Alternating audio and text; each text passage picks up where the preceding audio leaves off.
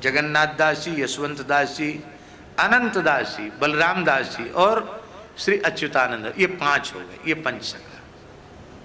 जगन्नाथ जी इन पांचों के साथ खेलते थे, इसलिए इनको पंच सखा कहा गया, जगन्नाथ जी के पंच सखा।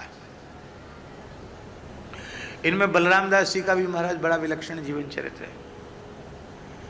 इसको अन्यथा रूप में मत ले लेना आप। इसको भगवान की कृपा करुणा अपने आश्रितों के ऊपर कैसी है, इस अर्थ में इसको लेना। इसलिए मैंने बहुत प्रार्थना पूर्वक आपसे निवेदन कर दिया है कि कहीं इसका गलत अर्थ आप लोग मत लगा लेना। बलराम दास जी बड़े उच्च कोटि के भगवान के प्रेमी भक्त थे। संगीत विद्या के बड़े मर्मज्ञ थे।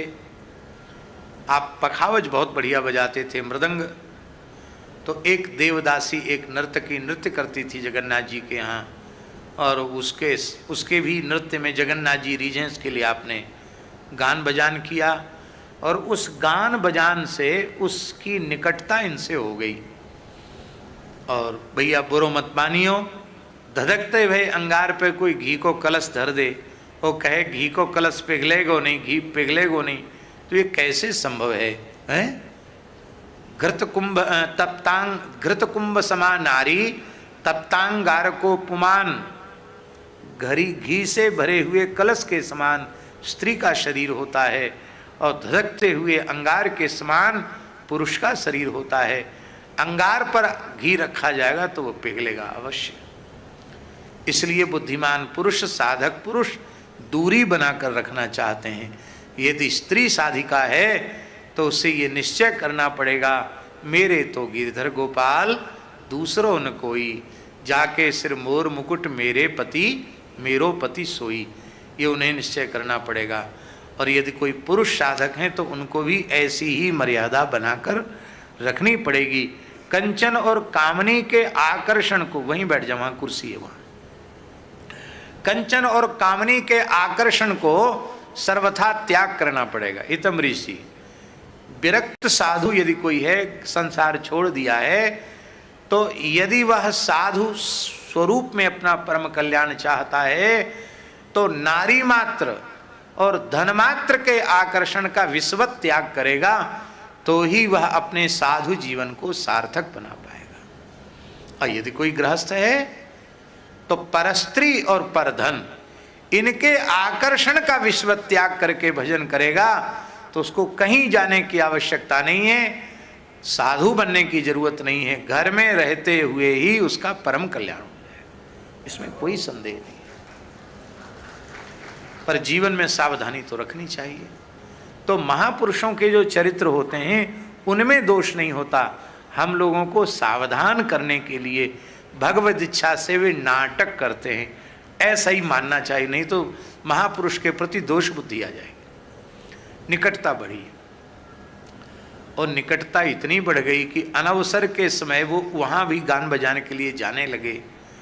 और कल रथ यात्रा है हितम्बरी जी, और आज वो उसी के घर चले गए, रात्रि को वहीं रहे, और ये भूल गए कि कल जगन्नाथ महाप्रभु की रथ यात्रा है। वहीं शयन किया उन्होंने, बलराम दास जी ने उसी के घर में ही शयन किया। और सवेरे जब वह जगे तो उन्होंने देखा कि शंख बज रहे हैं और विजय घंट का नाद हो रहा है, लोगों के घरों के द्वार पर कलश रखे हैं, दीपक जल रहे हैं, कदली स्तंभ हैं, और गाय के गोबर से लीप करके चौक पूरे गए, जिसको रंगोली कहते हैं, रंगोली बनाई गई है। वो बिल्कुल भूल गए कि आज क्या है। उन्होंने कहा रे ये क्या है, लोगों के घर में इस प्रकार से ये साज सज्जा क्यों हो रही है, कोई पुरी में उत्सव आ गया क्या? तो उस नर्तकी ने कहा कि अरे आप इतना भी भूल गए, आज श्री जगन्नाथ महाप्रभु की रथ यात्रा है। इतना सुनते ही महाविरह हो गया उनको, आखिर तो भक्त थे ही, वे दौड़े वहां से पागलों की तरह, स्नान तक नहीं किया था। जो वस्त्र पहने थे रात्रि में सोते समय वही वस्त्र थे, और उन वस्त्रों का उससे स्पर्श न हुआ हो ये भी संभव नहीं था, स्पर्श भी हुआ। और उन्हीं वस्त्रों से वे आए और भूल गए बिल्कुल, और जगन्नाथ जी के रथ पर चढ़ गए। सखा तो है ही। अब अच्छी बातें भले ही समाज में प्रसिद्ध न हो, पर इस प्रकार की कोई घटना घटती है तो रसिक लोग, कौन से रसिक, वो वृंदावन वाले रसिक नहीं, अयोध्या चित्रकूट मिथिला वाले रसिक नहीं, विषय विष रस रसिक, विषय विष रस रसिक।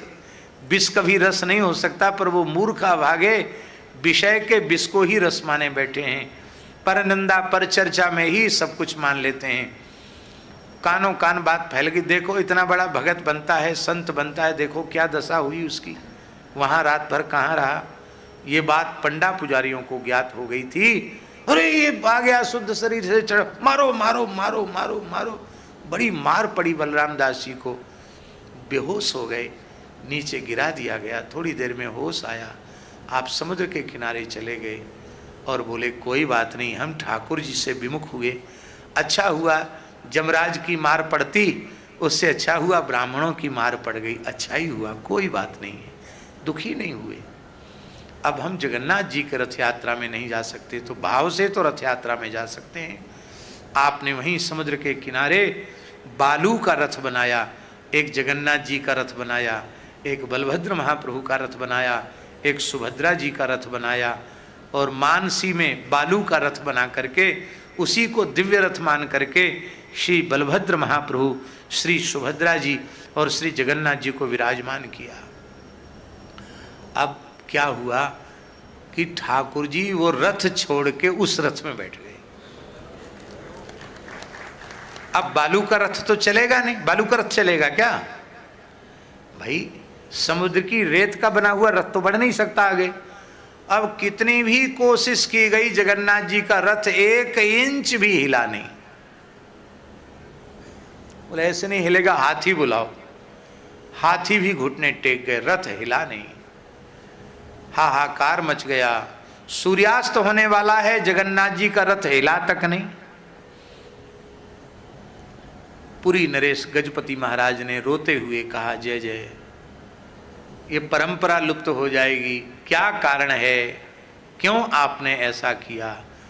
तो आवाज सुनाई पड़ी जगन्नाथ जी की, मैं इस रथ में हूं ही नहीं, मैं तो मेरे प्राण प्यारे सखा बलराम दास ने जिस बालुका के रथ में मुझे विराजमान किया, हम तीनों तो वहीं बैठे हैं, वो जब तक आकर हमारे रथ पर नहीं चढ़ेंगे और रथ को खींचेंगे नहीं, तब तक हम हिलने वाले नहीं।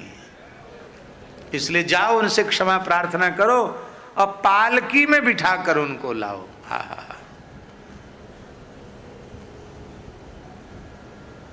यही है प्रेम पुमर्थो महान। प्रेम की कितनी महिमा है वो बलराम दास जी महाराज। ऐसे सबके चरित्र हैं और सबके अलग अलग चरित्र हैं। वो बलराम दास जी महाराज इतने प्रेमी थे, मंदिर में जाते जगन्नाथ जी का दर्शन करते, लक्ष्मी जी का दर्शन नहीं करते। जबकि महालक्ष्मी ही जगन्नाथ क्षेत्र की स्वामिनी है, श्री क्षेत्र है, उसका नाम ही श्री क्षेत्र है, श्री जी का क्षेत्र है, उसकी स्वामिनी महालक्ष्मी है। जगन्नाथ जी के महाप्रसाद में इतनी जो महिमा है, महालक्ष्मी ने भगवान से वरदान मांग लिया है कि कोई भी मनुष्य मात्र यहाँ आकर के प्रसाद ग्रहण कर ले तो उसके गुण दोष का विचार नहीं करेंगे, जीवन में एक बार यहाँ बैठकर प्रसाद ले ले तो वह आपके नित्य धाम का अधिकारी होगा, ये वचन दीजिए। भगवान ने कहा ऐसा ही हो।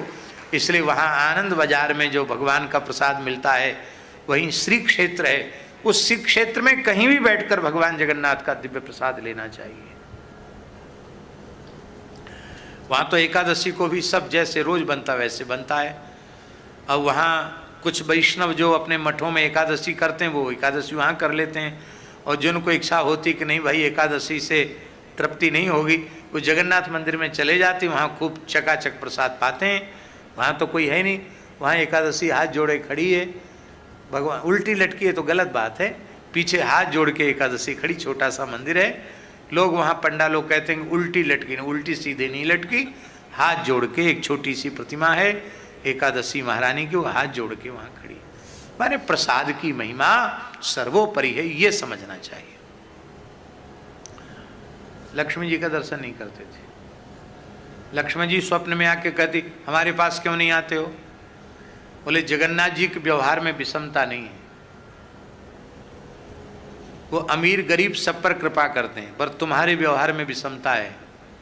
भक्तों को तो गरीब रखती हो और जो विमुख हैं उनको मालो माल कर देती हो, तो तुम्हारा व्यवहार हमें पसंद नहीं है, इसलिए हम नहीं आते।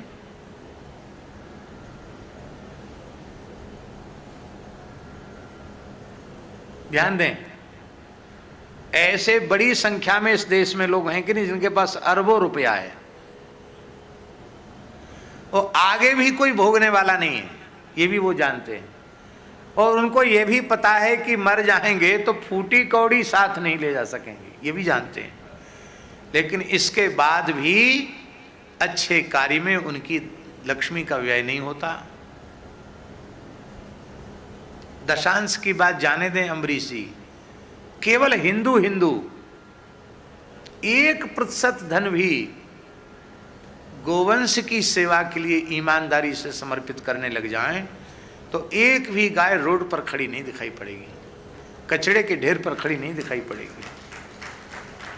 उंगलियों पर गिनने लायक लोग हैं जो गौ सेवा करते हैं, बाकी लोगों को मतलब ही नहीं। सामर्थ्यवान नहीं है ये बात नहीं है, भाव नहीं है। बलराम दास जी दर्शन नहीं करते थे, नहीं करना दर्शन। आपका व्यवहार हमें पसंद नहीं है, आप जिस पे कृपा नहीं करनी उस पर ज्यादा कृपा कर रही हो, जिस पे करना चाहिए उस पर तो नाराज हो रही हो, हम नहीं जाते आपके पास।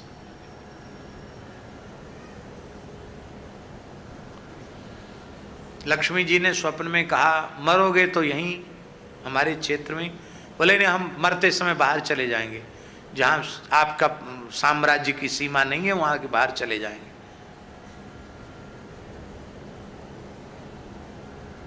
चले गए बाहर, श्री क्षेत्र की जो शास्त्रीय सीमा है उस सीमा के बाहर चले गए मृत्यु के क्षण में। जगन्नाथ जी आए, बलभद्र महाप्रभु आए, सुभद्रा जी आई उनके अंतिम क्षण में, और महालक्ष्मी जी भी आ गई। तो उन्होंने कहा आप क्यों आई,